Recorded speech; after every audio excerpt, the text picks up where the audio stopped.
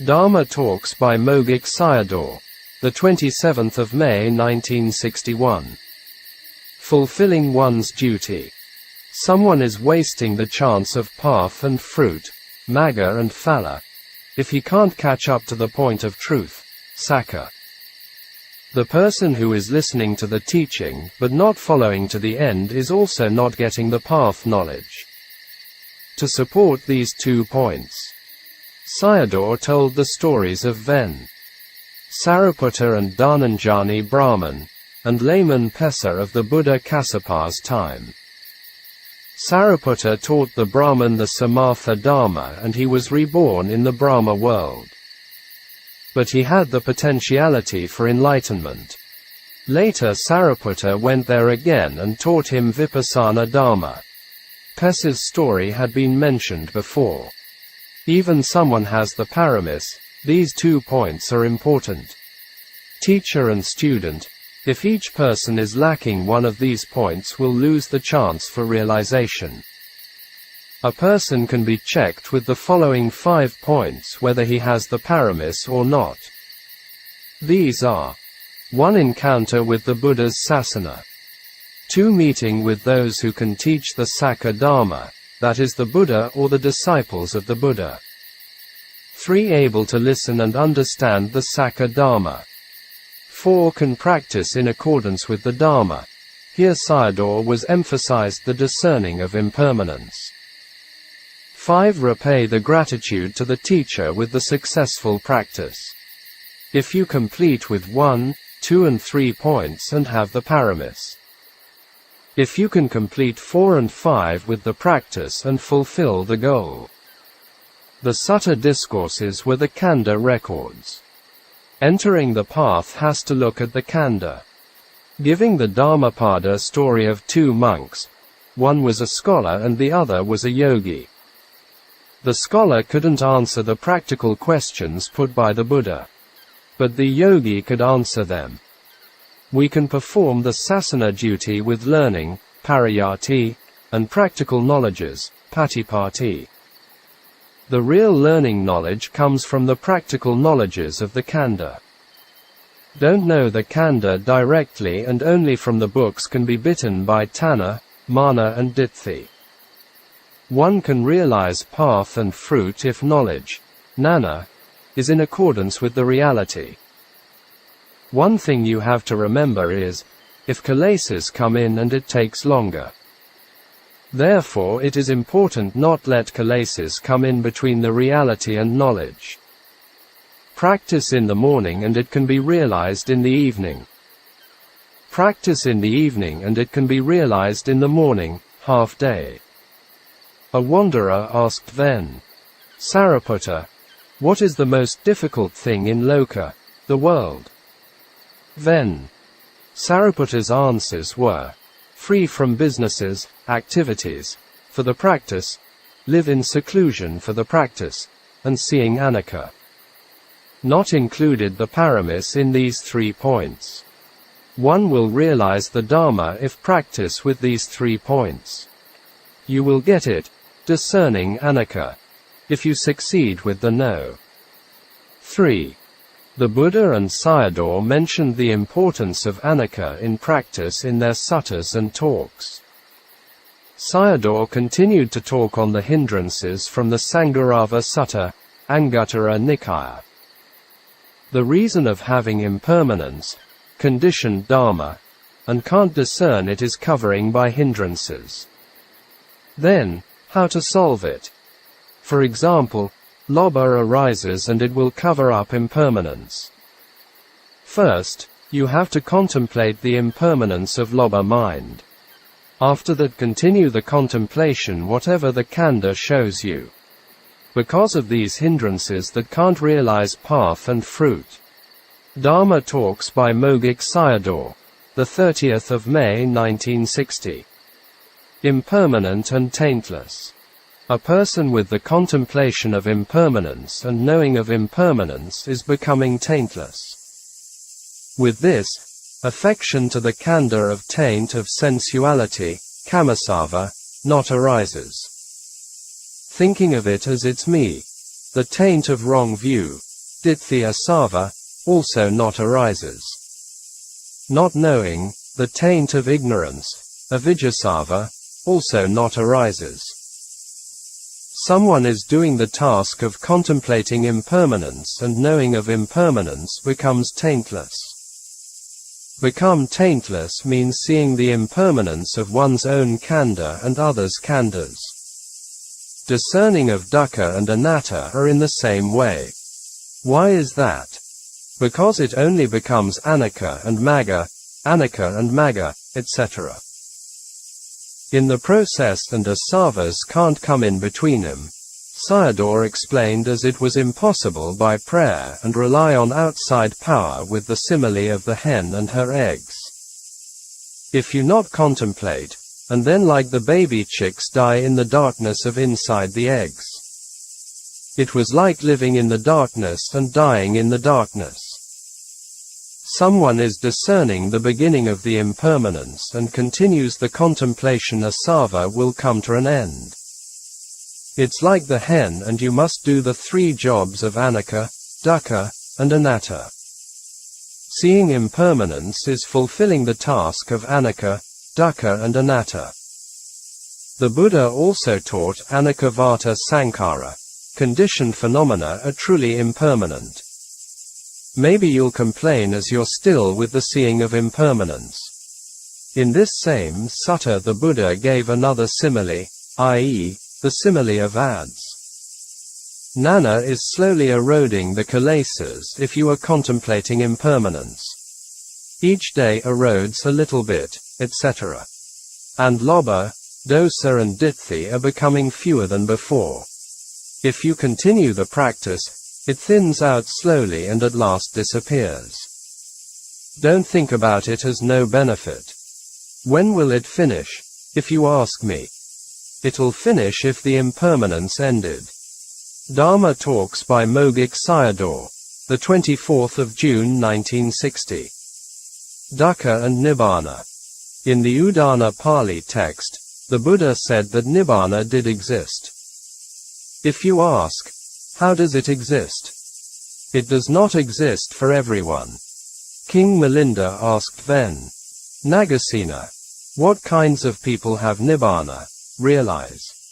Someone is developing the practice and knowing what should be known will get it. If you thoroughly penetrate Dukkha will get it. You must remember this one. This point is very important. No one realizes Nibbāna by prayers and outside power without practice. Realization never happens without the practice of the Four Noble Truths. Someone thoroughly penetrates it as only impermanent dukkha sakha and will know that there is no sukha at all. Someone doesn't penetrate dukkha sakha will not abandon samudaya sakha, i.e., tanha, and not develop magga sakha, the eightfold path. With the continuation of the dependent origination process will never realize it. I am asking you to contemplate feeling, Vedana. And you'll ask me, why seeing the arising and vanishing of it? The reason is, after the feeling arises and before the contemplative mind, Nana, comes in, there are a lot of bhavanga citas, life continuum minds, arise between him, i.e., between feeling and Nana. This is the cognitive mind process mentioned in the Abhidhamma. At the time Nana comes in and seeing that the arising feeling is not there anymore. It is arising and vanishing and you only see that. And you'll ask, isn't contemplate the non-existence?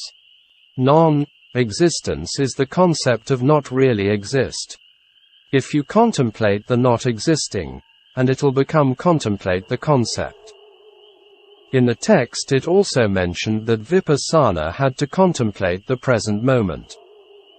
Mind dharmas, nama dharma, are arising and vanishing in the rate of 100,000 billions times within a wink of an eye. Therefore it's sure that you'll find it not there anymore. When you come in for the contemplation, the arising feeling has appeared for some time already. Therefore vipassana means contemplate the not existing.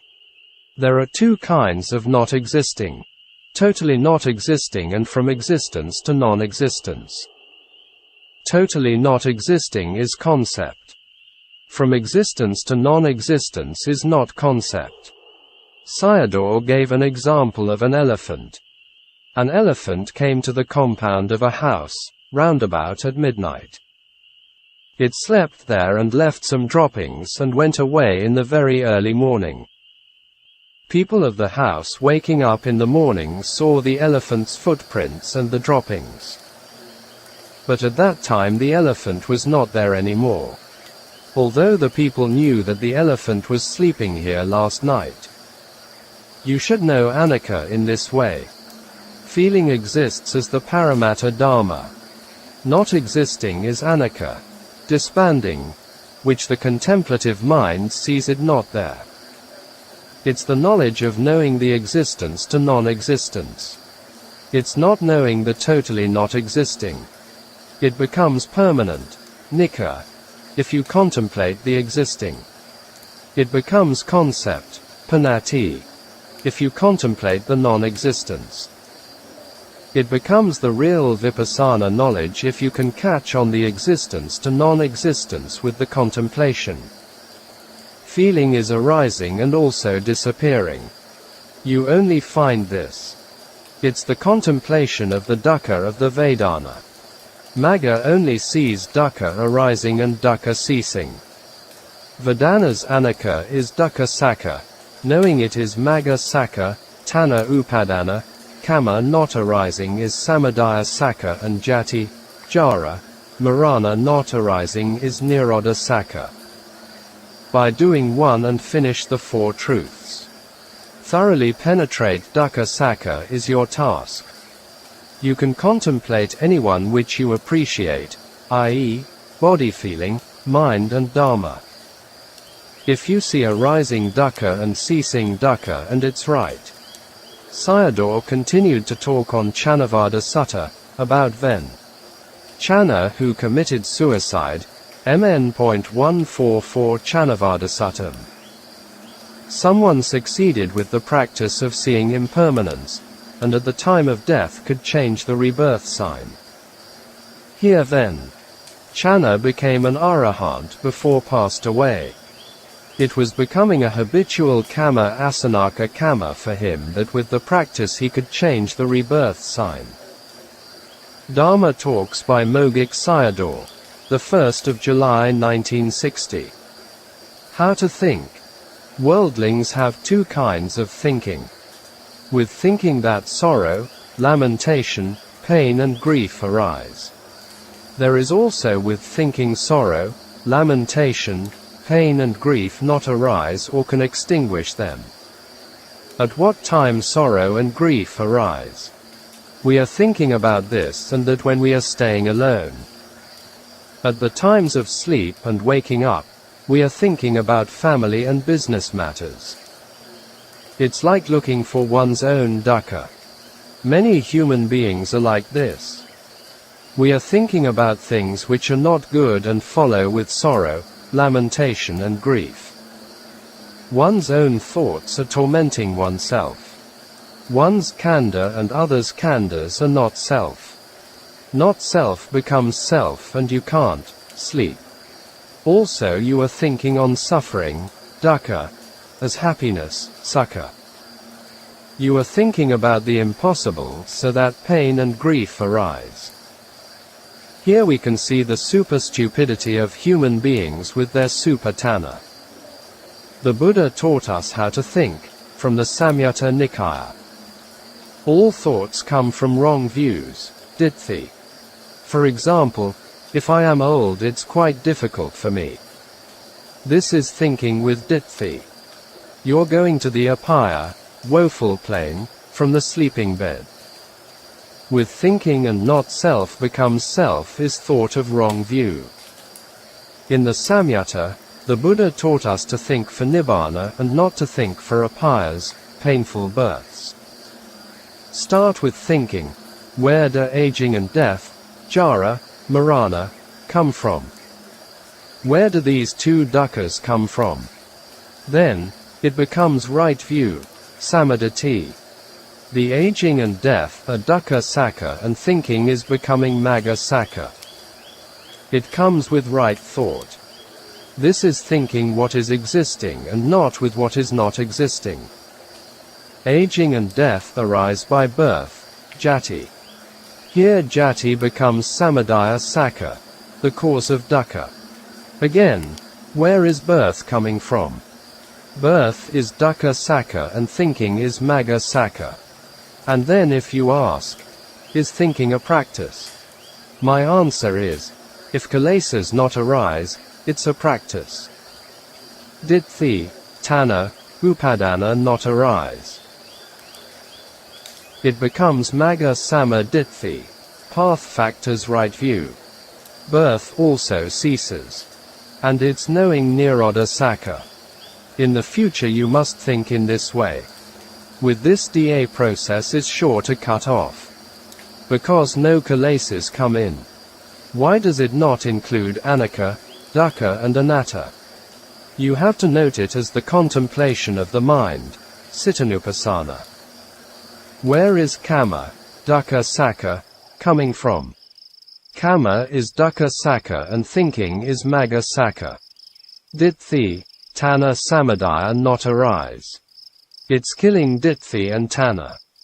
It's practicing to know sakka, developing the truths, bhavatabha. You should note it as practice with developing, bhavatabha. Here Sayadaw taught how to use the 12 links of DA process for thinking. We have to contemplate the whole series in the same way. This method is reflecting the DA process in the reverse order, patiloma, and getting the path factors. Where is tanha coming from? It's from feeling. Feeling can't arise by itself.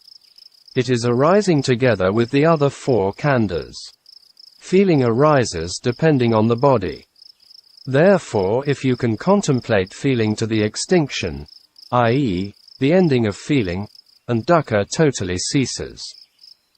With thinking in backwardly and the object of contemplation appears to us. With the contemplation of feeling is seeing its impermanence, its disenchantment and its ending become the 8 path factors. And then feeling ceases and Nibbāna arises. With the contemplation, the cessation of feeling comes. It's called upada nirodho, the cessation of the arising Dhamma.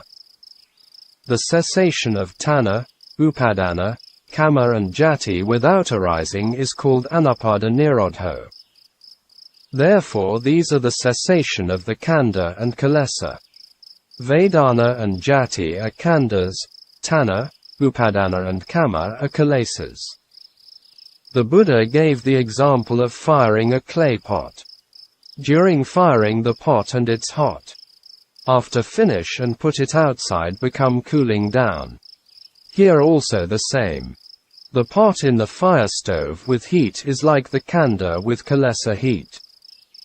After outside the stove and cooling down is like the khandha without kilesa. This is saupadasesa nibbāna, Nibbāna with the khandha, but without kilesa. Even though still has the khandha, the yogi sees Nibbāna, with the cessation of kilesa.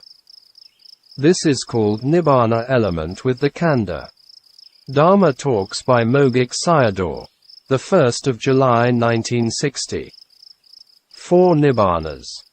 There are 4 Nibbānas: Sotapanna Nibbāna, Sakatagami Nibbāna, Anagami Nibbāna and Arahant Nibbāna. There are 4 abandonments with 4 Nibbānas. To become a Sotapanna have to kill ditthi, wrong view. To become Sakatagami, Anagami and Arahant have to kill tanha. Now, you are worldlings, Pudharjana and must kill ditthi. By killing ditthi and the coarser tanha with it also gone. Tanha is not a leading factor here. Instead ditthi is the leader. If you ask which tanha dies with ditthi, this is the coarser tanha leading to woeful plains. By killing ditthi, this tanna dies with it. The cup is also with it if you are taking water. Ditthi is sticking in the khandha. The eye's contact with visual form is phassa. With phassa good or bad Vedana arises. The I, self, concepts on phassa and Vedana are falling away if you know in this way, because it is only the Paramatta Dhamma arising. Whatever Dhamma arises and follow with knowledge, and Ditthi falls away. It dispels Ditthi, because we don't want birth to arise. Sayadaw explained up to Kama, Bhava on dispelling Ditthi. If you know the present moment DA process and Ditthi is falling away. In all day, the DA processes are going on from the 6 senses doors. The assemblages of dukkha are going on in turn. These are going on until before death. For birth you have to go after death. From the 6 senses doors whatever arising is only dukkha-khandhasa, the assemblage of dukkha, because every time it arises, and not knowing is wrong view, taking the experiences as me and mine. It becomes satipatthana, mindfulness if you know it. At the time of sleep, no ditthi is with it, and only the bhavanga citas are arising with sleep. These minds, i.e., bhavanga citas, can't give the bad or good results. The mind is doing the natural breathing. Sayadaw said that each day the actions of the DA process are arising in uncountable numbers. Therefore the results are also uncountable. It's quite terrifying. Therefore, to understand the Buddha's teachings rightly and correctly, it needs to understand the DA. We shouldn't interpret the Buddha's teachings with our own views and philosophy. It was quite clear why the Buddha only taught dukkha and the end of dukkha. The Buddha's own enlightenment could not separate from it. The wholesome merits you have made are insignificant, if comparison with the ditthi kammas. These you are creating in the whole day from the 6 senses doors. Just think about your whole life, how much terrifying it's. Even wholesome actions, they are ditthi kamma if doing them with identity views, sakkaya ditthi. Therefore the Buddha warned us that our frequent homes were the 4 apaya bhumis, woeful plains. DA processes are at rest is only in the sleeping time. In dispelling ditthi you have to know the arising Dhamma. If you know the arising Dhamma, will also know the vanishing Dhamma. For example, looking at the lightning. After a bright light and it instantly disappears. Why? It's too fast. Ditthi falls off if you know the arising, and knowing the vanishing becomes vipassana. It's easy, and not difficult at all. Ditthi becomes thinning out with tanna if you contemplate a lot. With the knowing and ignorance also thins out. Continued to talk about Ven. Anuradha. The Buddha was a doctor and only gave the medicines. It can cure only by taking it. Therefore, we have to extinguish our own hell fire. There are only these 2 dukkhas, dukkha arising and dukkha ceasing in the world, loka. No person, no beings exist. Only the arising dukkha and the vanishing dukkha exist. After that comes Nibbāna, the permanent extinction of dukkha. A person not knows dukkha and only looking for dukkha. Not knowing the arising is looking for dukkha. Because of not knowing the truth, sakkha, and samsara is becoming very long. Only can penetrate dukkha sakkha and dukkha will cease. Dhamma Talks by Mogok Sayadaw, the 27th of November 1960. On Insight Knowledge. Here Sayadaw delivered an interesting talk on insight knowledges. Usually he didn't mention 10 or 16 knowledges as mentioned in the commentary on Abhidhamma. He only followed or talked about them which were mentioned in the suttas. Closing square bracket. Told the story of Ven. Susima, who came in and ordained for the purpose of stealing the teachings. Contemplation of impermanence is including samatha and vipassana, because it has the 5 path factors, i.e., 3 samadhi factors plus 2 wisdom factors. Insight knowledges come before and then followed after with the path knowledge. In the Buddha's teachings, samatha practices were not the main point. With insight realized Nibbāna. In the Patisambhida Magga, Bhavatabha, developing was referring to Lokiya Magga, mundane knowledge or insight knowledges. It's the 5 path factors. In the 5 path factors are not including the sila factors. Because the sila are not stable, coming in and out. Between the last insight knowledge, vipassana magga, and the path knowledge, lokuttara magga, even no bhavanga citta comes in. It's anantarapakayo, proximity condition. Up to Gotrabhu Nana, change of lineage, from a worldling to become an Aryan, are the 5 path factors because all of them are with the impermanence. It completed with the 8 path factors, 5 path factors plus 3 sila factors, only at the path knowledge because sila becomes stable at that time. All the insight knowledges are only changing the views step by step. But the process is only with the 5 path factors. There were only 2 stages of knowledge, i.e., insight knowledge and the path knowledge, what the Buddha taught then. Susima. In the Anattalakkhana Sutta, SN.22.59 Anattalakkhana Suttam, the discourse on the universal 3 characteristics, taught 3 stages of knowledge, i.e., discerning impermanence, its disenchantment and the ending of it. In reality the knowledge is not changing but the views are. All insight knowledges are with impermanences, but the views are as danger, fear, disenchantment, not wanting, etc.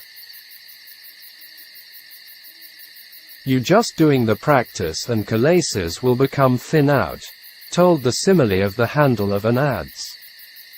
You'll have the path knowledge if kilesas are gone. Changing of views are taking as changing knowledges. I am concerning that you may taking it as your knowledge not develops, because only just seeing impermanence. Kilesas become thinner means the development of knowledge. Whatever view is changing and your duty is contemplating the impermanence of the Sankhara Dhamma. After the knowledge becomes mature and it disappears in a blip and substitutes with the path knowledge. We just do the contemplation whatever the object is showing. For example, could Suramata, a drunkard layman, know the insight knowledges? Supabada the leper was also in the same situation. The insight knowledges were related to Ven. Sariputta because he had the sharp knowledge, second after the Buddha, but later Buddhists had looked down on him. Nobody knows the process of the knowledges. Whatever object is showing only impermanence exists. Sayadaw compare Ven. Sariputta with Ven. Maha Moggallana, Ven. Sariputta took 2 weeks for full enlightenment and Ven. Maha Moggallana only 7 days. Why was that? Ven. Sariputta had many records. He was analyzing the knowledges and it took longer time. In the questions and answers between Ven. Sariputta and Ven. Maha, Kothita. Start with impermanence, also, up to arahantship. If you want to become a sotapanna. Therefore you shouldn't have many teachers and many nanas processes. People will have no shame and fear, hiri ottappa, for wrongdoing if he has ignorance, avidya. The Buddha said hiri ottappa dharmas were the protective dharma of the world, lokapala dharma. If we observe today modern world, human beings are going the way of no shame and fear of wrongdoing. Closing square bracket. Only without ignorance, become knowledge. Vijja has shame and fear of wrongdoing.